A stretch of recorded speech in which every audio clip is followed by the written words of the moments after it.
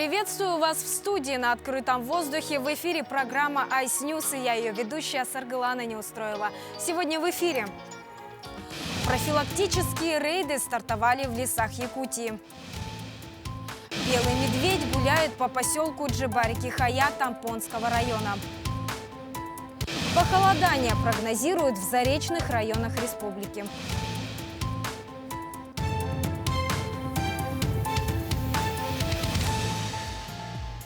По состоянию на 11 мая текущего года на территории Иркутской области паводковая обстановка стабильная.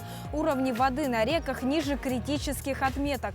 На реках западных и верхнеленских районов области чисто. Местами ледоход до 100%. На реках центральных и северных районов области ледоход 10-20%. Остаточные забереги, навалы льда на берегах, подвижка льда и разводья. Нижняя кромка льда на реке Лена находится в 5 километрах ниже по течению от населенного пункта Юбилейный Киренского района, в 95 километрах ниже по течению от города Киренск. Динамика за сутки 60 километров. Верхняя кромка льда в районе населенного пункта Змеиного, в 22 километрах ниже по течению от города Киренск. Расстояние до республики Саха-Якутия 347 километров. На протяжении более 1 километра отмечается открытая вода от истока реки Лена.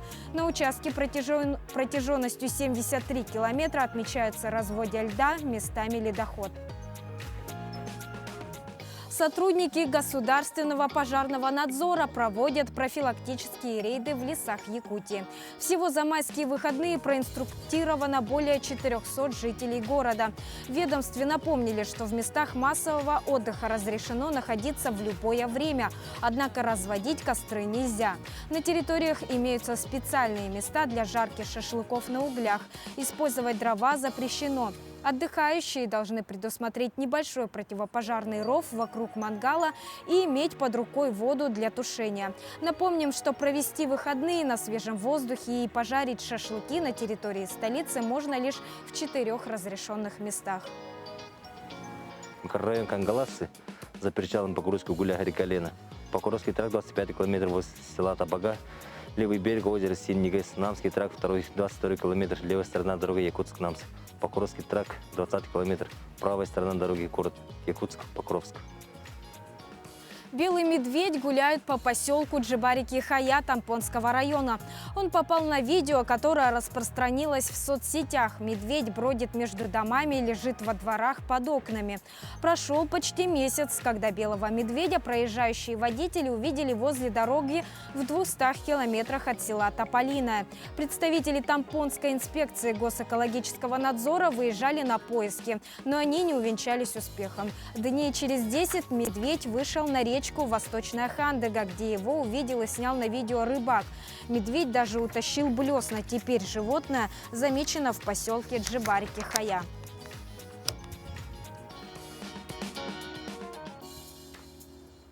Вопрос строительства Жатайской судоверфи на особом контроле руководства региона. Об этом заявил первый заместитель председателя правительства Якутии Дмитрий Садовников. Накануне он проинспектировал ход строительства объекта. На стройке задействованы 60 человек. Сегодня прибудут еще 10. Бригада монтажников в начале 20-х чисел мая. Но этого недостаточно. Уже требуется порядка 30 каменщиков. Учитывая продолжающийся с прошлого года недостаток квалифицированных строительных кадров, это непростая задача. Дмитрий Садовников дал Минстрою и Минтранспорту поручение наверстать график строительства. Планируется двухсменная работа.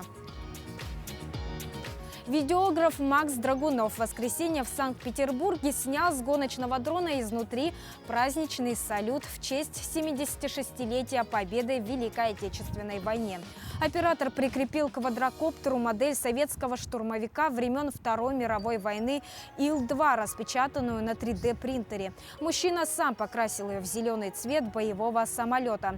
На видео штурмовик залетает прямо внутрь фейерверка над Петропавловской крепостью. Автор идеи отмечает в соцсетях, что на ее реализацию он потратил всего пару дней.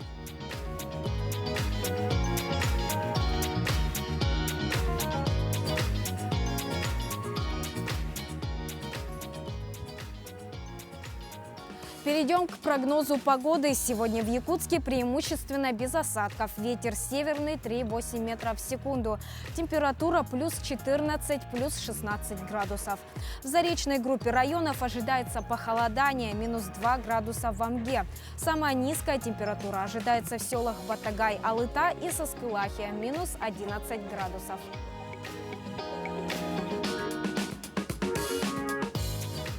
Это были все новости к этому часу. Ну а я с вами прощаюсь. До встречи.